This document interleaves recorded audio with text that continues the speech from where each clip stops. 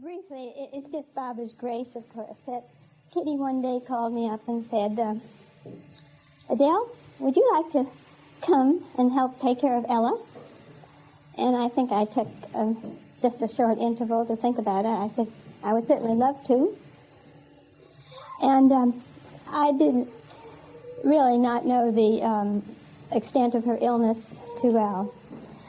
And it was very much in the divine plan, I would say, that I came, because Ella and I met Baba on the same day, and that was May the 10th, just a few days from now. Excuse me, Fred too. So that it just completes the cycle, and I think that, of course, it affords me the tremendous opportunity to be out here at the anniversary, 33 years that I have met beloved Baba on May the 10th in 1952. I heard of him earlier and we waited for 9 years to meet him.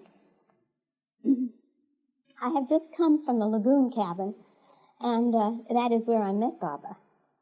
And those beautiful words there, things that are real are given and received in silence. I wish I could give that to you.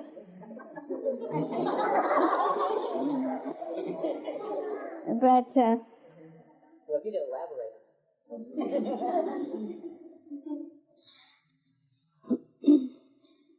When Jeff asked me to speak, it was just, a day or so ago, but I really am just going to just speak very informally so that I recall some of those living memories, some of those highlights. And, of course, I should say it brought back one of the most beautiful memories immediately when I entered the lagoon cabin, because there was Baba in the chair, and we had been prepared, incubating for 9 years in the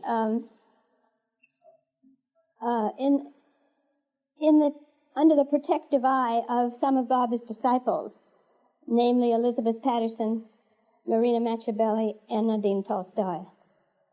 And they were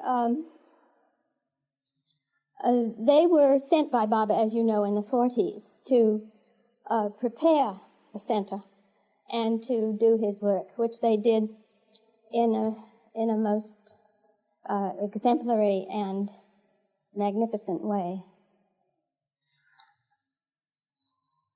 On the previous day to May the 10th in 1952, we had driven down with Fred Ella Winterfeld and one other lady, Agnes Bourne, from New York. And Baba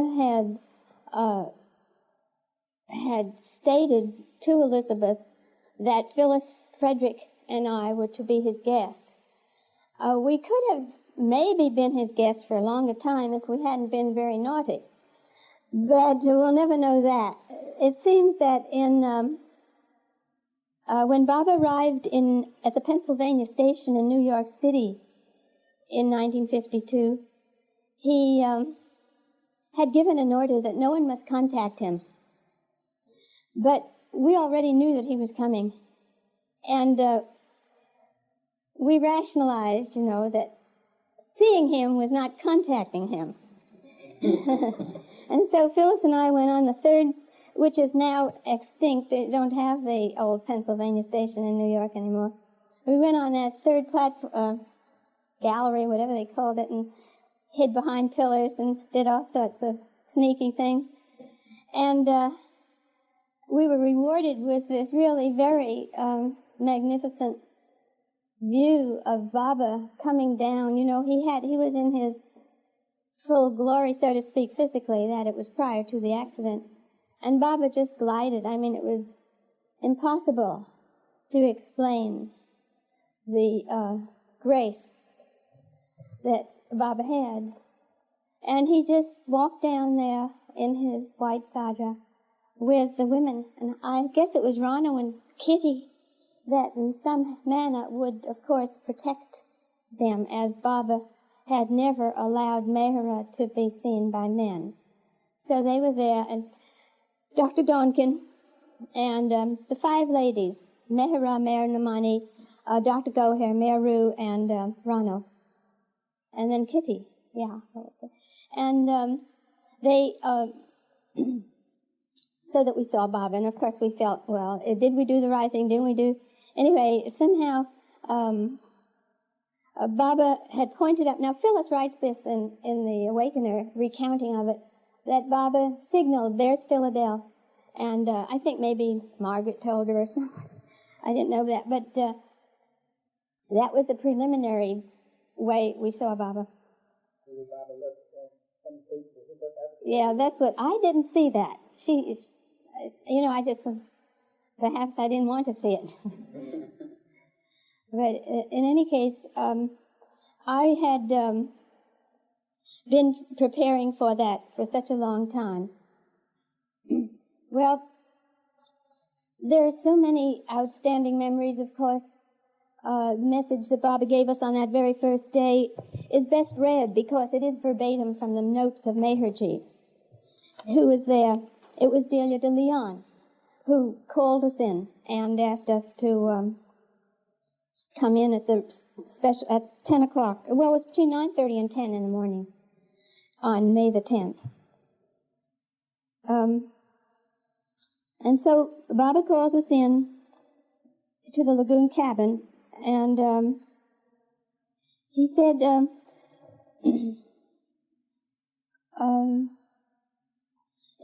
then he called Adele, my twin. Here are Meherji's notes with the silent beloved to Adele. And I think it could have been either Meherji or more likely Audie who was interpreting. I heard about you from Noreen Elizabeth Margaret, and I heard you from within. When I see such souls who love me, I feel very happy and strong. People like Phyllis are intimate ones. I love you because you love me so much. To Phyllis and Adele, these 2 girls, I heard so much about you both from Elizabeth, Norina, Donkin, and Margaret. And I heard you from within, that I feel so happy that at last I have seen you. Are you not nervous? No? I am overjoyed. Are you happy? Very happy. No more happy than I am in seeing you. When you know me, you will love me like a little child. I am a child grown up. You too, Adele, are like Mani to me. Now that was really not at all clear to me what Baba was saying.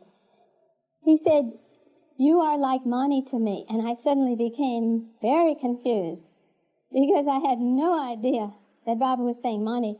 And so he repeated it 3 times.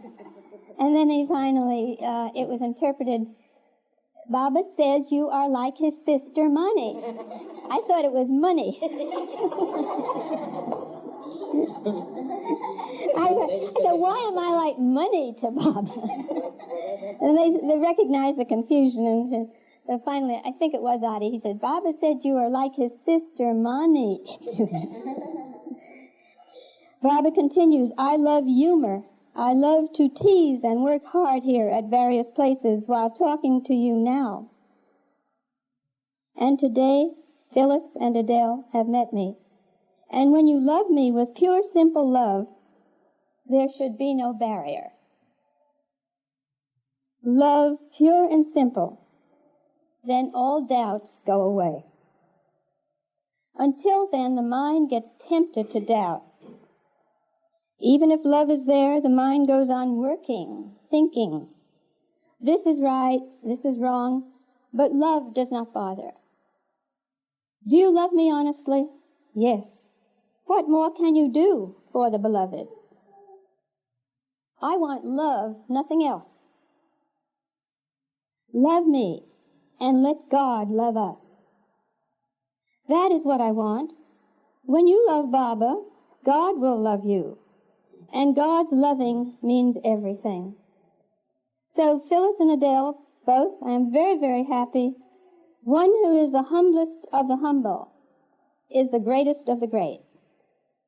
But it has to be in all honesty, in all truth. Better not believe in God than be a hypocrite. So let us love, love, love. All else is illusion. So, Adele, what more can you do if you really love me? Do you love me? Yes. And that was, of course, something which is given for all eternity. I mean, it's a message that I have to fulfill for the remainder of my lifetimes. Because to really love God is something that I surely will have to learn how to do totally. I mean, I love to say I love God, but that is the goal. And one interesting thing was that later in the day, I gave Baba a scarf I had made for him. I mean, it's nice to know what you can do for the avatar. And you prepare things. Phyllis made him a fur jacket.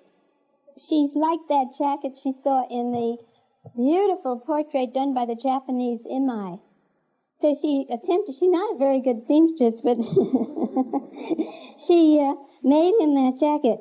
We had a very good seamstress, a beautiful black lady, with us in 1956, and that was Miriam Gregoire. And along with Miriam Gregoire was Mary Andriani. These are two real good seamstresses. So it was my idea that why don't we make Baba a sadra? But I had the faintest idea how to go about it. And we talked to them, and they said, yes, certainly all we need is the sadra, or the jacket. They did the jacket first, and they'd make the pattern, and they did that exactly. And, of course, we had to participate. So we did whatever they told us to sew, and that Baba wore that jacket. It was a pink jacket, and I think we made something else. I made him a scarf, and then Phyllis said Adele had made a scarf for him. He held it and tucked it lovingly into his pocket. I felt he was tucking Adele into his pocket, too. And this particular recounting is very well worth reading. It's her whole memory of Baba of 1952, and it is volume 14, number 2. Well, in the Awakener magazine, yes. Let me ask you this. Yes, please do. Just before you were about to go in the lagoon cabin to meet Baba, Oh, yes.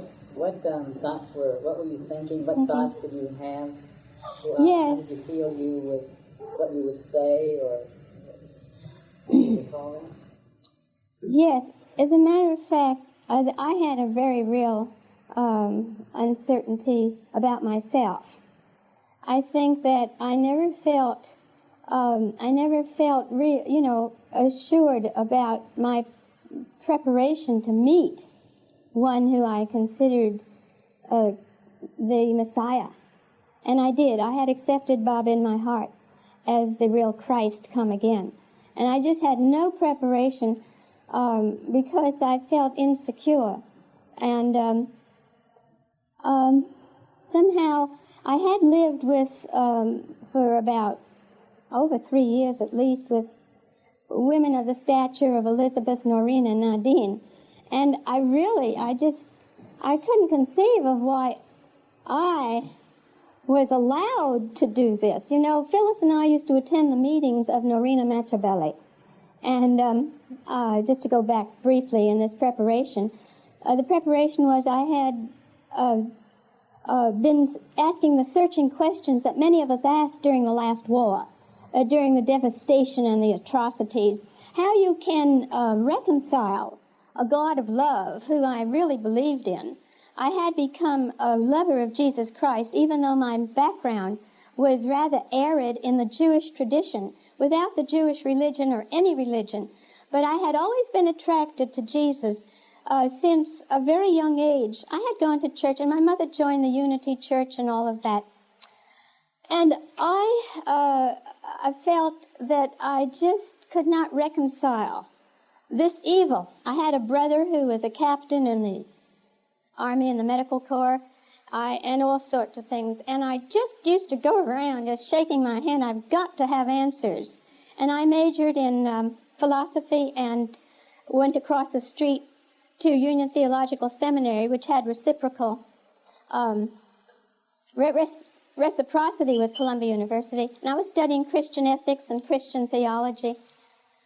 And so at that time, I went with Phyllis entered my life when she said I was very caught up in Western mysticism. That seemed to be providing an answer. I became quite happy when I started to read St. Augustine and Plotinus. It seemed to be giving me answers, and I was just, still pretty confused.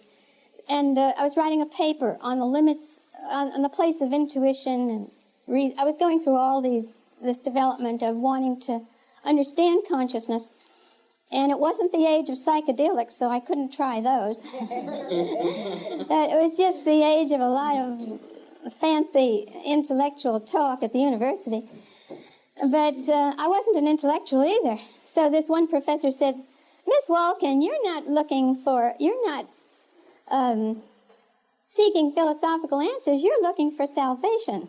Get you behind me. I mean, he didn't care about that, and he really was pretty fed up with me.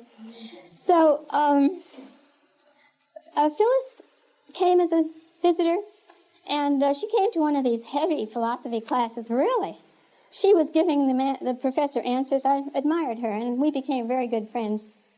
And then she said, do you want to go to, in this search for levels of intuition, she said, have you ever read Vedantic thought, Ramakrishna? No, nothing of the sort.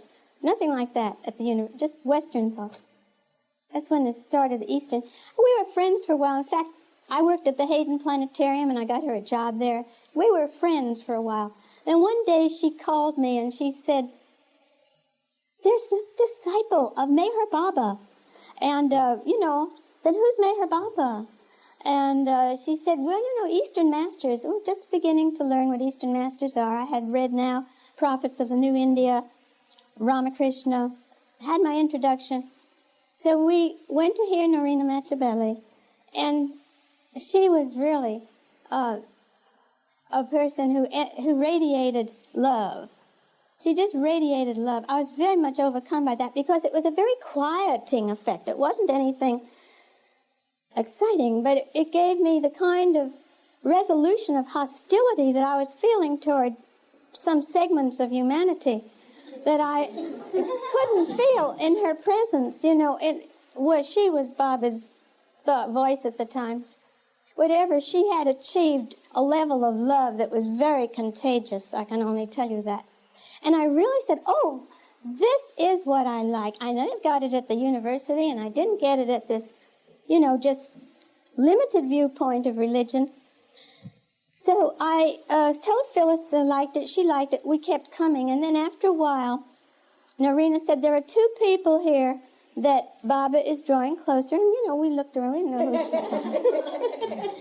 And I thought, well, gee, that's interesting. I wonder who those people are.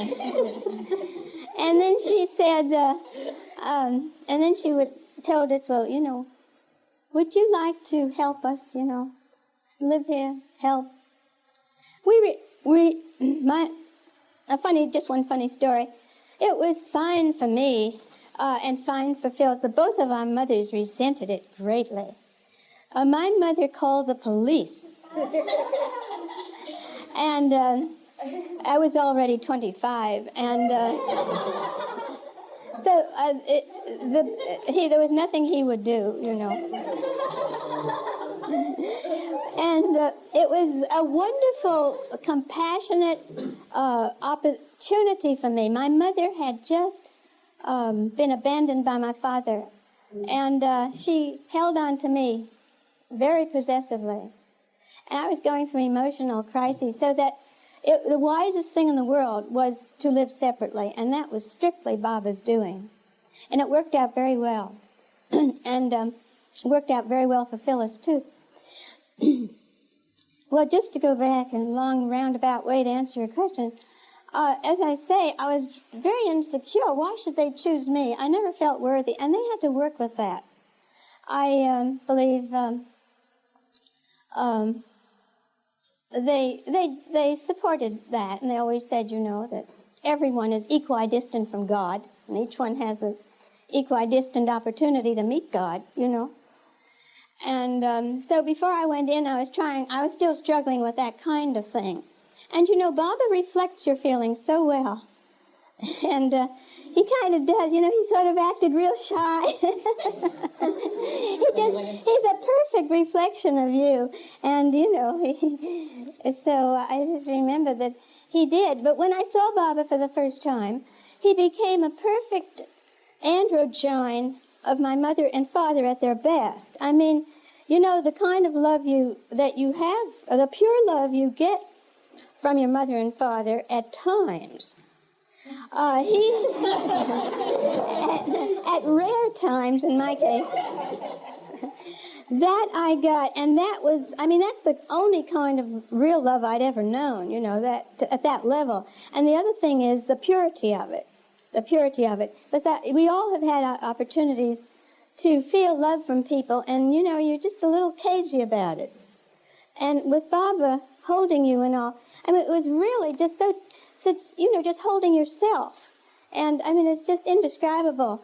And, of course, he doesn't make you self-conscious at all. But what he does is provide, as he says, within you some kind of a gauge now to really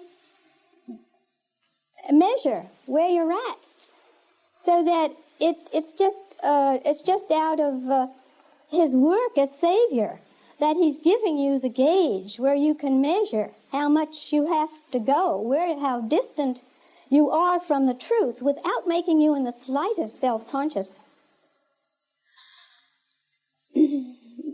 Well, that in 52, we saw Baba a great deal. There was no public welcome just then. I mean, I think it was open to the public when, Jane? Do you remember? One day. What? Just one day. Just one day. No, but I mean, when Elizabeth actually opened it so that people could come and stay was in In June, the second week that you were here? No. Never in that year. No, it was only open later on. 50. Oh, for people to come and... For people to come and stay. They could come and meet Baba. Yes. Oh, yes, there was that beautiful one public day. Yes. And when this is asking who may come, those who love come, and those who credit them. Yes. You know, that is what it is. Mm-hmm. So in 52, we spent time with Baba, with the women too, and that too was in a very special time with Mehera and Mani and all the others. We spent time with them before the accident and after the accident. Before the accident, when Baba we had the slightest idea what would happen, Baba would have us in the guest house. And while in the guest house, there were many stories each night that he would tell, that we would tell him. And I'll read it again from here. It's very well written. Once Adele and I were asked by Baba to tell a story of an event from the Bible. Well, actually, Baba gave us a choice. He said, you can either tell a religious story or a funny story. And so I thought I'd tell a religious story. I don't recall my story, but Adele told something about St. Peter. I told the story of how he denied Christ 3 times, as he predicted, before the cock would crow. And Baba, bending his beautiful head, said, but Peter loved me the most, but even he denied me. Then Delia asked, was that a conscious thing, or did he do it unconsciously?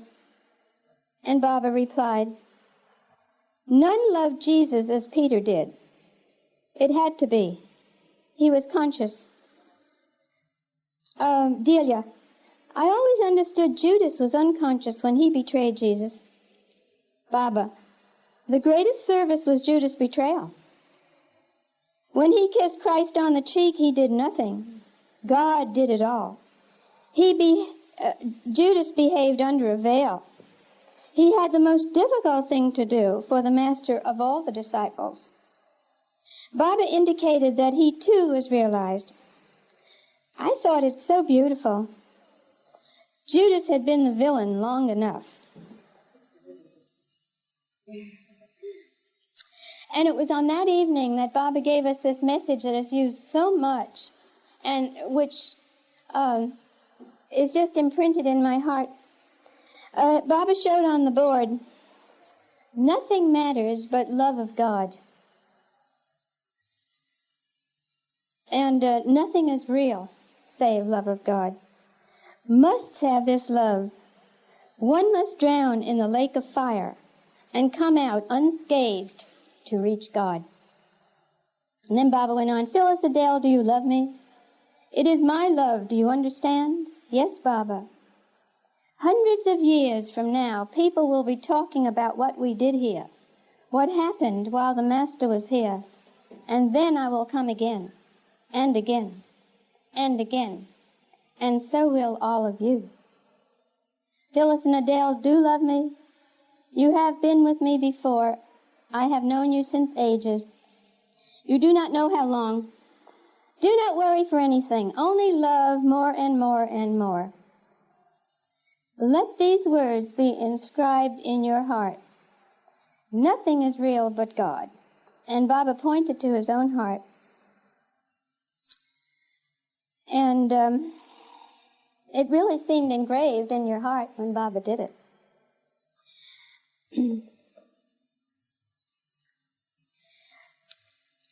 We went to show, Baba went to see the new house that Elizabeth and Norina had prepared for him.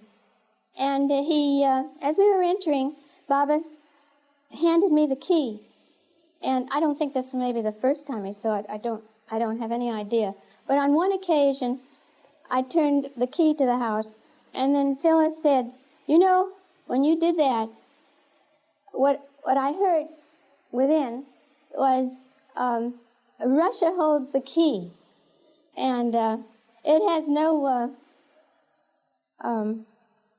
further interpretation than that, because we really don't know what that means. Baba has said that several times, that Russia holds the key to the war and the peace. And what that means remains to be seen. But that was a very interesting occasion, too. At one time, what? Oh, I want to ask you, were there any guidelines that Baba gave you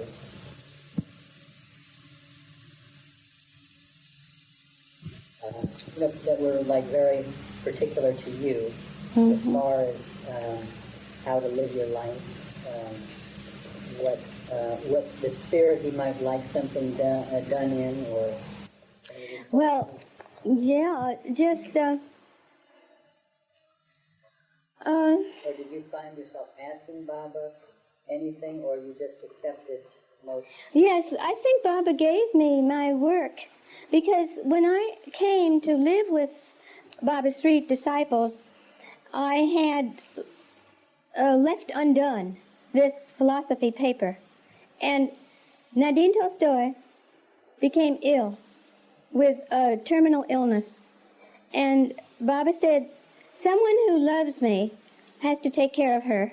Her doctor said there is no therapy. She had what's called Lou Gehrig's disease, amyotrophic lateral sclerosis, which has no, even to this day, no real therapy. And so there was just about 3 of us there. And I seemed the most likely person to become an amateur nurse, which is all I was. And it wasn't really anything other than taking care of Nadine. I would love to do that, but I had no calling to be a nurse then. It was Baba who, after giving me that to do, and then after Nadine expired, it was over a year, at least over a year. Then Norina Machabelli became very ill, and I was one of her nurses. And then after that, after some time, after my mother became very ill, then it was Kitty who said, well, you've done all this amateur nursing. Isn't it time you became professional? And that's how I became professional. And then I also helped to take care of another very wonderful Baba lover, and I've always considered that very special grace, Mildred Kyle. Mildred Kyle she was close to 100 when she died. And in that way, I did find some vocation that wasn't too much of an ivory tower vocation.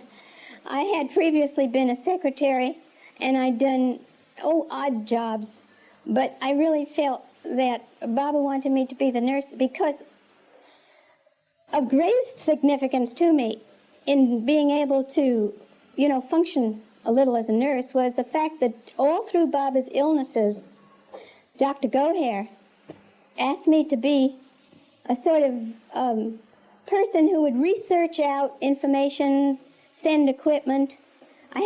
My brothers are physicians, and they sent a lot of necessary equipment. Baba's x-rays was sent to one of my brothers, who's a radiologist, and my brother agreed that Baba should not have any kind of artificial hip. And then Baba walked without anything like that. All these famous doctors that were saying he should have a Vitalium hip bone, acetabulum, and the femoral head that had been crushed. So I was able to research things for Dr. Gohair during both accidents, 1952 and 1956. You all are familiar with that, aren't you, that there were these two accidents? Please do ask me. It's nice when you ask me questions. It brings up the, these significant periods in one's life. So Baba always, I think it's so many instances of where Baba got people into a vocation.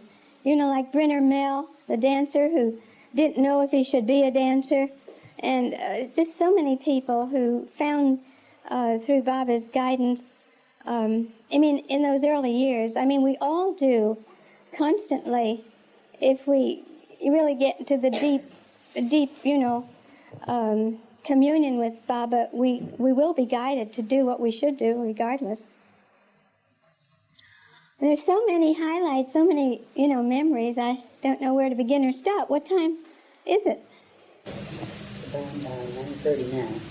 What we could do is take a pause here and then just take a little 5-minute break, and then we can ask you more, make it open for more questions. Okay. Yes, I don't know if anyone, is specific. Are you focusing on the Winterfelds a little, on Ella's life? No, whatever. Because that meant a great deal to me. Ella and Fred, of course, I don't know in what year they became the head of the Monday night group. We used to meet on Monday nights. And they were just loved by everyone. They had they had qualities, particularly Fred, if I may say so, of relating very well to a good cross-section of humanity. And so that and they were so reliable, and Baba has sent them outstanding messages. Jeff, you remember, could you tell me the 100% surrenderance? Was that a message they got? Yeah, there was What was that? There was a cable I found up there one day with Ella, and it said, "To my faithful Fred Ella, whose heart has surrendered 100% to my will." I would vouch for that. I certainly benefited enormously from their friendship. We lived very close to each other. In fact, they found the apartment for Phyllis and myself. They just did countless favors for so many people. When Francis Brabazon came to this country and needed a job, Fred got him a position at Manhattan House. And of course, Dr. Kenmore is another interesting member of the New York group before he began his own group. John Bass, who was another one of the group heads. Someone ought to write the life of Fred Ella. I suppose that will be done someday. That their whole life was totally Baba's. I mean, and they were the ones that, after Elizabeth received the family letter, she'd send the copy to the Winterfelds, and the Winterfelds would reproduce it for the whole country. And they had tremendous opportunities to draw close to Baba in their life. So we're all hoping Ella's liberated.